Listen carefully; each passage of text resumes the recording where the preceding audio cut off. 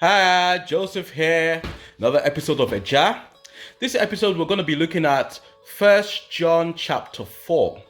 And basically, in this part of the scriptures, it basically encourages us to test every spirit. Basically making us know that there's a lot of deception out there. Like I said in the last episode, the number one weapon of the enemy is deception.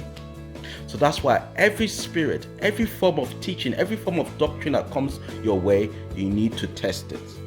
But the only way to effectively test it is to ensure that our spiritual muscles are well developed. And how do we develop those?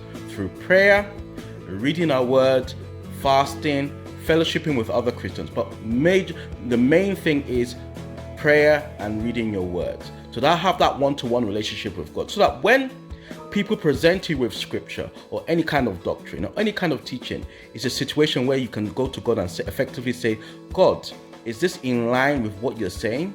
Do you agree with what's being said? You can also test with scriptures, check, cross-reference with scriptures to see whether what you're hearing is actually correct or in line with what God says.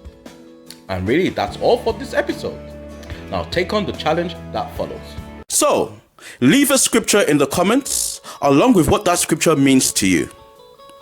Also subscribe and ring the bell so that you are notified every time a new video is released.